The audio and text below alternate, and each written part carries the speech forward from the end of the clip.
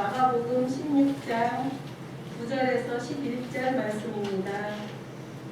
예수께서 안식 후 첫날 이른 아침에 살아나신 후 전에 7 귀신을 쫓아내어 주신 막달라 마리아에게 먼저 보이시니 마리아가 가서 예수와 함께 하던 사람들이 슬퍼하며 울고 있는 중에 이 일을 알리매 그들은 예수께서 살아나셨다는 것과 마리아에게 보이셨다는 것을 듣고도 믿지 아니하니라. 아멘.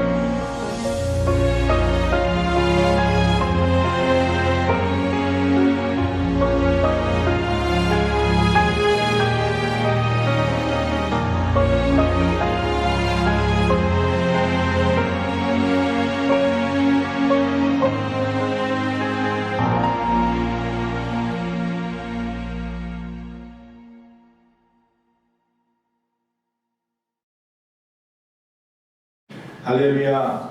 오늘 하나님의 말씀의 제목을 다 같이 읽습니다. 시작. 예수께서 다시 살아나셨다. 할렐루야. 믿습니까? 아멘. 예수님 다시 살아나셨습니다. 마태복음, 마가복음, 누가복음, 요한복음, 즉 사복음서는 한결같이 예수님의 부활을 상세하게 기록하고 있습니다. 그리고 수많은 목격자들이 부활의 증인으로 자신을 갖다 제시하고 있습니다. 이처럼 예수님의 생애, 또 예수님의 죽으심이 역사적인 사실인 것처럼 예수님의 부활도 분명한 역사적인 사실인 줄로 믿습니다. 성경에 보면 죽었다 살아난 사람들이 있어요.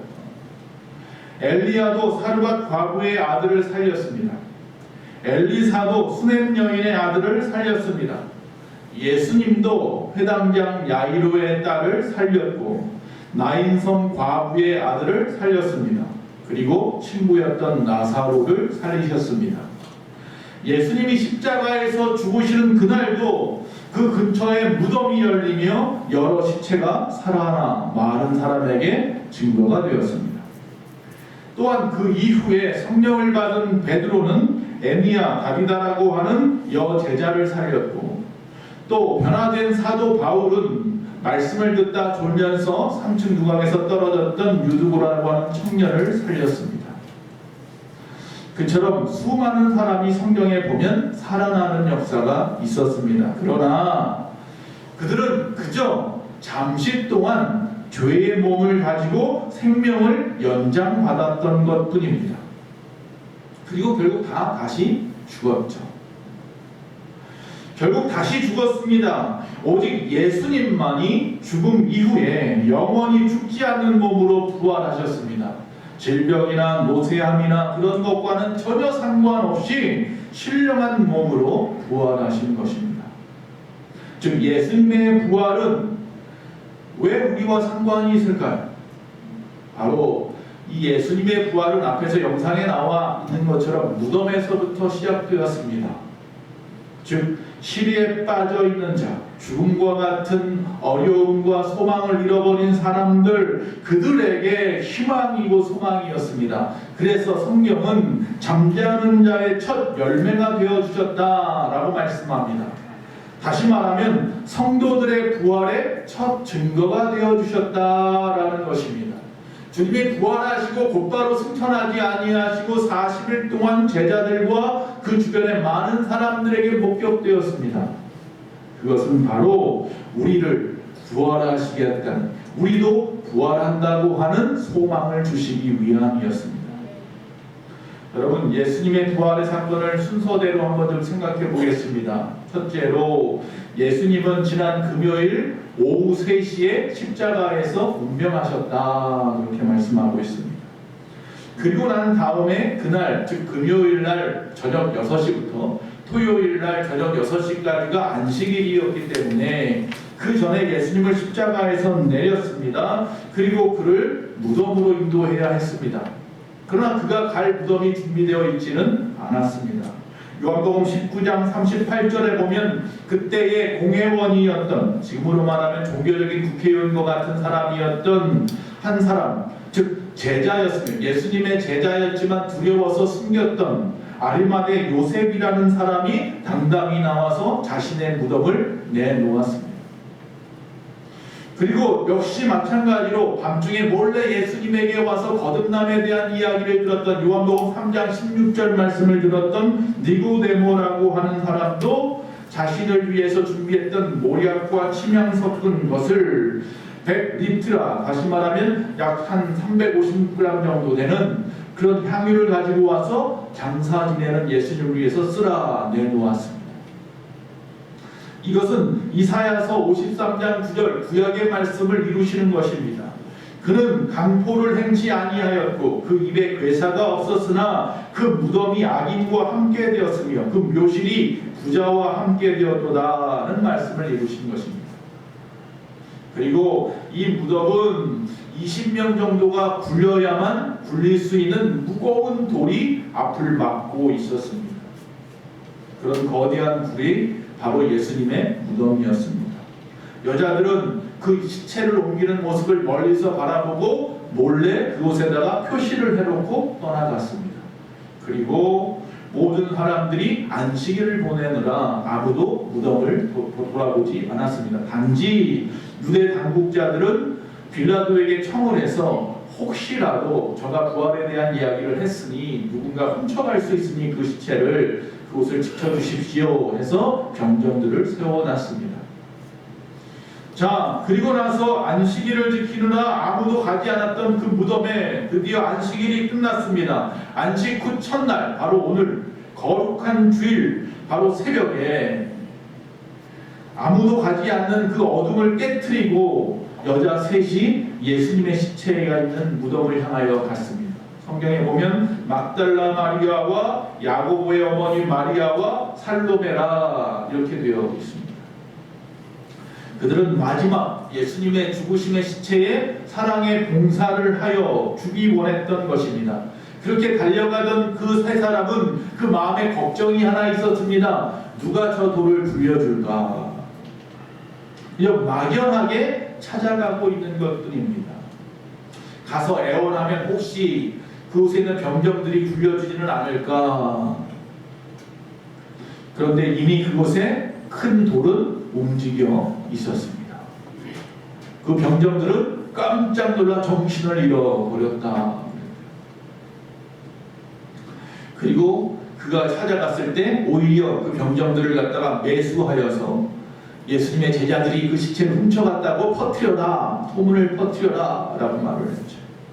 여러분, 이 여인들처럼 주를 위한 일에 염려하지 마십시오. 누가 돌을 굴려줄까? 하나님이 준비하실 것입니다.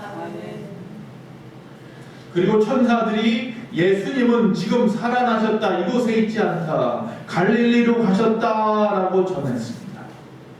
여러분, 오히려 절망 중에 나오셔서 살아나는 역사를 그들에게 보여주셨습니다. 여러분, 이 나이팅게일이라고 하는 새가 있다고 합니다. 이 나이팅게일이라고 하는 이 새는 밤에 우는 새로 유명하답니다. 그런데 사실은 낮에도 우는데, 낮에는 많은 새들이 지적이기 때문에 잘 섞여서 모르는 것이었고, 이 나이팅게일은 밤에도 울기 때문에 그 소리가 빛나는 거랍니다. 이 여인들이 빛나는 이유는 낮에는 많은 군중들과 섞여 있어서 그들의 신앙이 빛나지 않았는데, 호산나 외쳤을 때 수많은 사람이 나왔었잖아요. 그런데 밤이 된 지금도 역시 외치고 있기 때문에 빛나는 것입니다.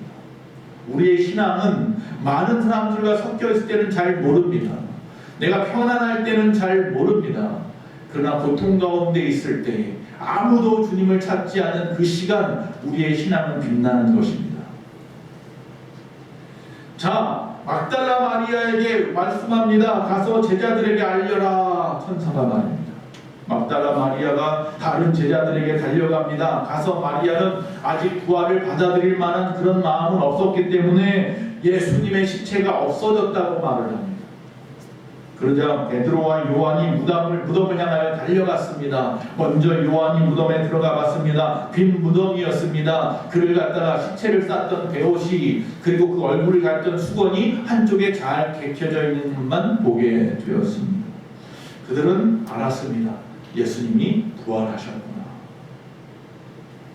자, 동산에서 멀찌감치 서성이고 있었던 마리아에게 예수님이 처음으로 나타나십니다. 그리고 그를 갖다가 가장 위대한 어떤 안식의, 어떤 인식의 그 장면이 이루어집니다.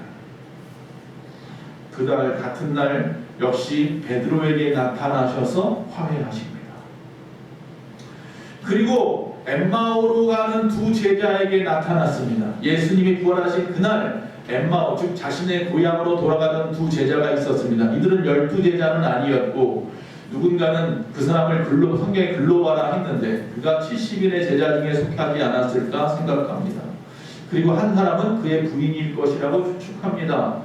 예루살렘에서 서쪽으로 약 11km 정도 떨어졌던 그들의 고향, 이 엠마오, 온천의 샘이라는 뜻을 가지고 있는 엠마오로 두 사람이 내려가는데 갑자기 옆에서 한 사람이 오더니 말동무가 되면서 같이 걸어갑니다. 예수님의 죽으심과 그의 삶에 대한 이야기를 서로 주고받고 이야기를 하다가 그가 예수님에 대해서 너무 잘하니까 예수님에 대해서 더 많이 듣고 싶어서 자신의 집으로 초청을 했습니다. 그들의 눈이 뜨여졌을 때 그가 예수님을 믿게 되었죠. 알게 되었죠. 그러나 그때 이미 예수님은 사라진지라.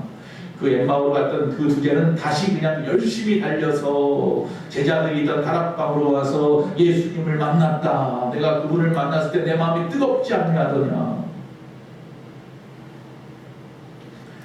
그리고 다락방의 제자들에게 찾아가십니다. 때마침 그때는 도마만 없었습니다. 제자 중에 도마가 없는 곳에 나타나셨습니다. 나중에 다시 또 도마가 있는 곳에 나타나셨습니다. 그리고 말씀합니다. 보지 않고 믿는 자가 더 복되다. 그리고 갈릴리 언덕에 나타나 제자들에게 복음의 전파의 사명을 가르쳐 주셨고, 그리고 갈릴리 바다에서 물고기를 잡던 예수님의 7 제자들에게 나타나셨습니다. 그리고 베드로에게 유명한 말씀을 합니다. 내 어린 양을 먹이라. 내 양을 치라. 그리고 다시 내 양을 먹이라. 그리고 40일 후에 500여 제자 앞에서 승천하셨더라. 예수님의 부활의 내용입니다. 부활하신 예수님께서 그의 제자들에게 나타나셨을 때 그들에게 전해준 것이 무엇입니까?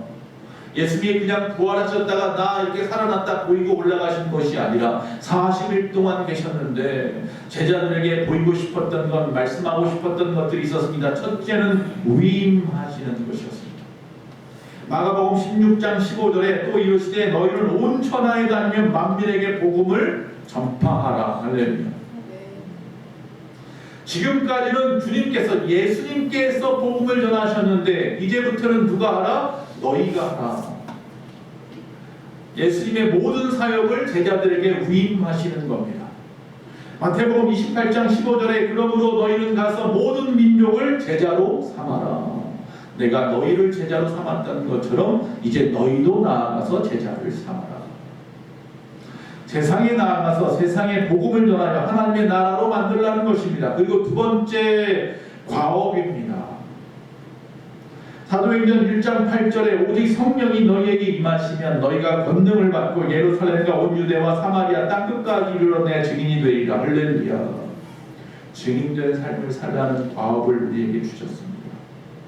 여러분의 삶이 예수님이 부활하셨다는 그 증거가 되어야 합니다.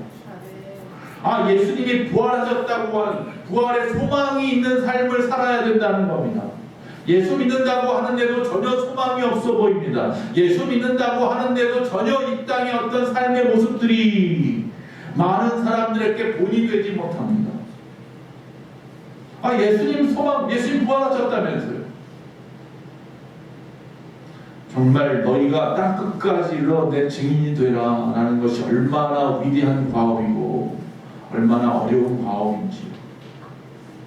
세 번째, 또 하나 중요한 메시지를 전하십니다. 바로 회개와 사죄입니다.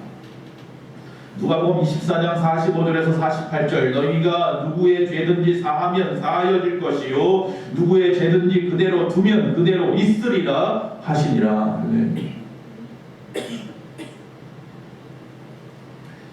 죄 사함에 대한 말씀을 전하셨습니다.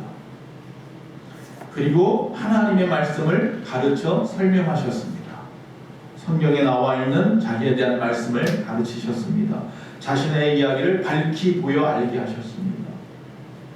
마지막 약속하셨습니다.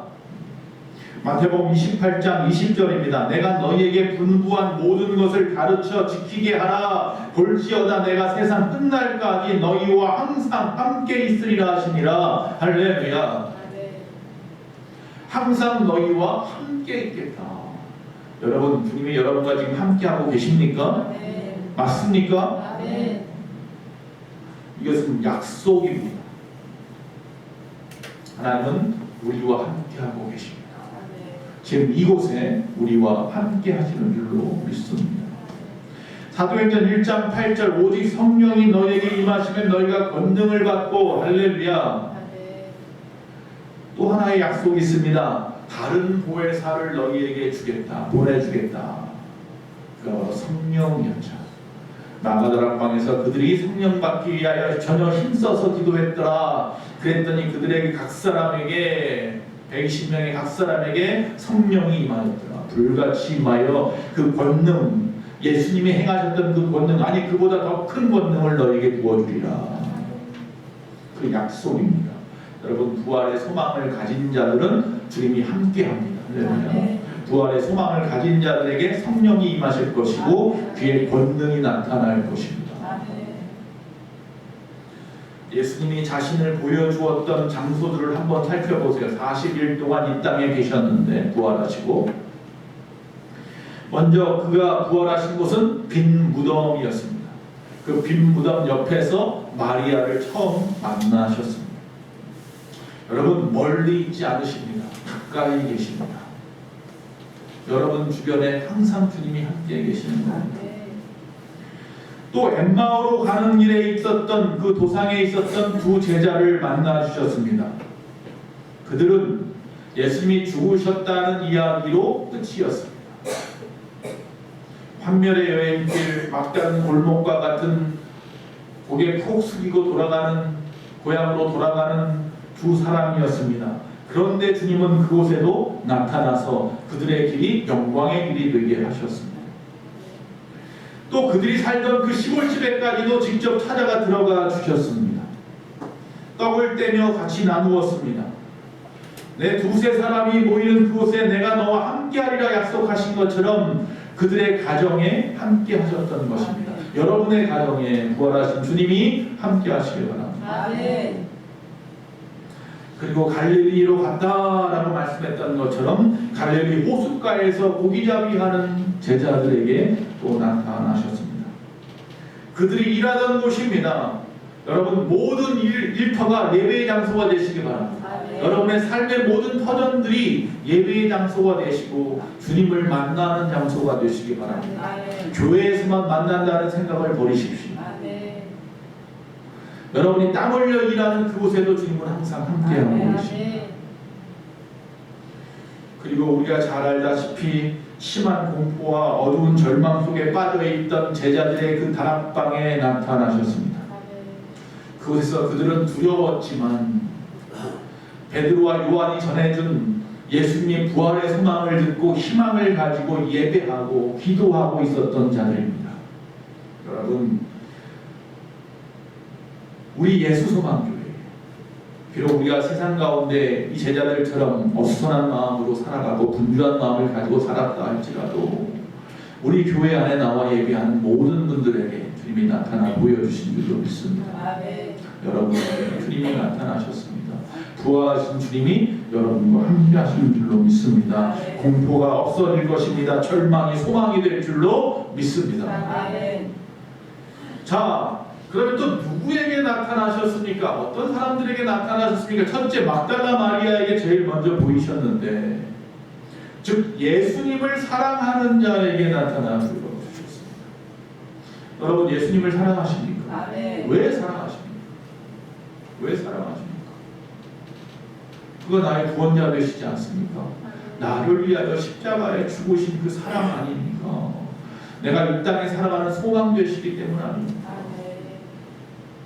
막달라 마리아는 십자가 아래에서도 그분이 장사 지낼 때에도 그리고 무덤에도 제일 먼저 찾아갔던 사람이 마리아입니다. 물론 큰 은혜를 받은 사람이기에 큰 사랑을 전하는 것일 수도 있지만 예수님에 대한 그의 사랑과 그의 헌신은 그 누구에게도 주시지 않는, 물론 그도 예수님의 처음 살아나심을 믿지 않았지만 전에 말씀한 것처럼 믿음이 떨어지고 소망을 다 잃어버려도 그가 우리에게 베풀었던 이전의 그 사랑만이라도 붙잡고 있으면 변하지 않는데 그곳에 주님이 먼저 나타나셨습니다. 그리고 참회하고 슬퍼하는 자에게 나타나셨습니다. 예수님을 3번이나 부인했던 베드로는 그 빈 무덤을 보고 그 마음에 찔림이 있었습니다. 이미 하나님 앞에 회개했지만 그에게 나타나셨습니다. 그리고 또 어쩔 줄 몰라 무언가 찾고 소망을 잃어버렸던 사람들에게도 다시 나타나 그 소망을 붙잡아 주십니다. 엠마오로 돌아가는 두 제자에게 말입니다. 아무 상황도 받아들일 수 없었던 그런 사람들이었지만, 그러나 예수님의 생각이 머릿속을 가득 채워서 비록 고향집으로 떠나가는 길이었지만 가는 내내 누구 이야기만 하더라? 예수님 이야기만 하더라. 또 공포와 절망에 쌓인 자들에게 나타나셨습니다. 다락방의 제자들입니다. 최악의 상태입니다. 우리의 삶이 바닥을 칠 때 여전히 예수님을 잊지 않고 있다면 예수님은 또한 우리를 잊지 않으십니다. 의심하는 자에게도 나타나셨습니다. 예수님의 제자인 도마는 예수님이 죽으셨는데 그 옆구리의 창자국을, 그 손바닥에 대못자국을 내가 봐야만 믿겠다. 그에게 예수님이 나타나셨습니다. 자신의 손바닥을, 자신의 창 맞은 옆구리를 보여주십니다. 여러분, 이 도마의 의심은 어떤 회의론자적인 그런 의심이 아니라 사실은 예수님의 이 생사의 문제를 갖다가 확실하게 하고 싶었던 겁니다. 더 이상 주변에 있던 로마 사람이든 종교 지도자들에게 또 의심을 받고 또 다른 소리를 듣지 않기 위해 확실하게 하고 싶었기 때문이었던 거예요. 역설적으로 이 말은 믿고 싶다는 겁니다. 나도 믿고 싶어. 그런 절대적인 욕구와 기대에서 온 말이었습니다. 그에게 나타나셨습니다. 끝까지 오히려 그에게 항거하고 의심했던 사람에게도 나타나셨습니다. 예수님에게는 육신의 동생들이 있었습니다. 그 육신의 동생 중에 야고보에게 나타나셨습니다. 여러분, 성경에 나와 있는 야고보서는 예수님의 12제자 중에 야고보가 쓴 야고보서가 아니에요. 성경에 나와 있는 야고보서는 예수님의 육신의 동생 야고보가 쓴 책이에요. 여러분, 우리가 또 알아야 될 것은 최초의 교회의 총감독이 누구인 줄 아십니까? 베드로가 아니에요. 야고보예요. 예루살렘 교회. 예루살렘 교회 감독은 야고보예요. 베드로는 그걸 다 내려놓고 전체를 갖다가 관할했던 거죠. 그 야고보에게 보이셨습니다. 그리고 부활하신 후에, 승천하신 후에 다시 누구에게 보이십니까? 바울에게도 보이셨습니다. 예수 믿는 자를 죽이려고 하나님은 믿어요. 그러나 예수라고 하는 사람은 믿을 수가 없어요. 오히려 그 이단이 하나님의 영광을 가리는 것 같아요. 그 마음에 어떤 무욕심 같은 것이 끓는 청년이었어요. 그에게도 나타나셨습니다. 오히려 그의 힘있는 믿음의 큰 가능성을 바라보시고 그에게 나타나 보여주셨습니다. 그리고 그들이 모여있을 때 나타나십니다. 마가다락방에 그들이 모여있을 때에 나타납니다. 여러분, 모이기에 힘씁시다. 세상에 소망이 없어도 그것 때문에 하나님을 배신하지 마십시오. 하나님을 떠나지 마십시오. 모이기에 힘쓰는 저와 여러분이 되시기를 간절히 바랍니다. 이처럼 주님은 우리의 사랑에 응답하러 오십니다. 부끄러워 회개하는 사람에게 용서하러 오십니다. 당황하고 여전히 우리의 가운데 예수님이 계신가 찾고 있는 자들에게 오십니다. 절망과 공포가 최악인 상태에 도달했을지라도 그를 잊지 못하는 사람이라면 그에게 찾아오실 것입니다. 확신을 얻기 위해 갈망하며 의욕 가운데 고뇌하는 사람에게 찾아오십니다. 그를 미워하고 있으면서도 그를 진지하게 생각하는 사람에게 찾아오셨습니다. 그의 모든 교회 안에 예배하는 자들에게 찾아오셨습니다. 주님은 오늘도 우리를 찾고 계십니다. 여러분의 가정에 함께하지 못하는 그 나무개를 오늘도 찾고 계십니다. 그를 만나고 싶어 하십니다. 파스칼이 그 친구와 대화하는 내용이 있습니다. 우리가 아는 그 파스칼이 그 친구와 대화를 하는데 친구가 이야기합니다. 파스칼의 신앙을 알기 때문에 자네 정말 부활을 믿는 것은 아니겠지? 라고 묻습니다. 그래서 파스칼이 이야기합니다. 자네는 설마 부활이 그저 신화나 제자들의 조작 사건이라고 믿는 것은 아니겠지? 2000년 전에, 즉 다시 말하면 2000년이 지난 지금까지 그의 부활을 목격했던 수많은 사람의 부활의 증거가 있는데도 말이야. 로마의 핍박 앞에서도 목숨을 바쳐서 그 거짓말 같은 이야기를 지켜냈던 수많은 사람들이 있었는데도 말이야. 그들 중에 누구도 변하지 아니하고 그 죽음을 맞이했는데도 말이야. 그런데도 부활을 못 믿는 것은 아니겠지. 2000년이라는 지금까지도 만약에 예수님이 거짓이었다면 그 거짓말 조작 사건은 드러나게 되어 있다는 거예요. 세상에 거짓말은 다 드러납니다. 시간이 지나면. 그러나 예수님의 부활은 진실이기에 2000년이 지난 지금도 세상을 변화시키고 회복시키는 줄로 믿습니다. 아멘. 이 부활절, 그저 우리가 보내는 절기 중에 하나, 한 해가 시작되고 첫 번째 맞이하는 절기가 부활절이니까 부활절을 보내고, 또 좀 있다 보면 중간쯤에 돼서 맥주감사절이 오니까 맥주감사절을 보내고, 11월 달쯤 되면 추수감사절이 오니까 또 절기인가 보다 또 보내고, 또 12월 달 성탄절이 오니까 또 절기인가 보다 하고 보내고, 그냥 보통 여느 때와 같은 그저 그 똑같은 주일 정도로 보내지 마십시오. 부활이 없었으면 생명이 없습니다. 부활이 없으면 저와 여러분이 여기 앉아있을 소망이 없는 거예요. 그래서 부활은 우리에게 너무나도 중요한 거예요. 이 땅에서의 삶이 부활하고 회복되십시오. 그리고 저 천국에서의 부활을 소망하며 사시면 저 천국에서도 부활합니다. 할렐루야. 그 소망이 우리를 이곳에 있게 하는 것이기 때문에 오늘은 1년 365일 중에 가장 귀하고 복된 날이 되어야 할 줄로 믿습니다. 부활이 주는 의미를 좀 생각하고 말씀을 마치려고 합니다. 여러분, 이 부활은요, 예수님의 가르침이 진정성, 다시금 사실이라는 것을 증거하는 겁니다. 예수님이 계속해서 말씀하셨던 모든 것들이 그가 죽으시고 부활하심으로 완성됨으로 말미암아, 야, 예수님의 말씀이 헛된 것이 하나도 없구나, 예수님의 말씀이 정말 다 진실이구나 라고 말하는 거죠.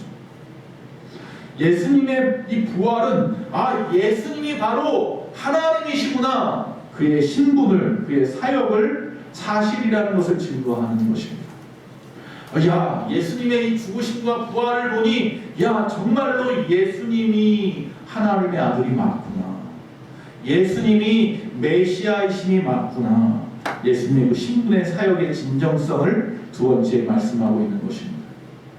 세 번째로 예수님의 부활은 결국 예수님의 부활을 성경 즉 구약에서 수없이 말씀했으며 신약에서 말씀했던 모든 것을 이루시는 그 모습을 통하여서, 야, 이제 마지막도 분명히 있구나. 예수님이 정말 봤잖아. 말씀대로 죽으셨고 그가 3일 만에 부활하셨고 40일 후에 승천하셨는데, 그렇다면 마지막 하나 남았는데 뭐예요? 다시 온다는 거 아니에요? 다시 온다는 거. 그것도 사실입니다. 그래서 네 번째, 성도의 현재 삶의 활력소, 소망이 되는 줄로 믿습니다. 예수님의 소망이, 부활이 없으면 우리가 무슨 소망이 있어서 하늘에, 그냥 이 시간에 차라리 세상에 나가서 먹고 마시고 즐기고 살지. 한 분밖에 없는 생명이 전부이면, 죽으면 아무것도 없으면 여기 앉아있는 저와 여러분은 정말로 불쌍한 사람입니다. 이 시간에 좀 더 즐기지 말고, 우리에겐 영원한 삶이 있기 때문에 이 땅의 삶은 영원한 삶의 한 점도 안 되는 시간인데, 그 한 점도 안 되는 그 시간 동안 예수 믿는 그 이유 때문에 영원한 삶이 보장된 사람이 저와 여러분인 줄로 믿습니다. 아멘. 바로 오늘은 그런 날, 그 주님을 찬양하고 그분께 영광 돌리는 부활의 날이 바로 오늘인 줄로 믿습니다.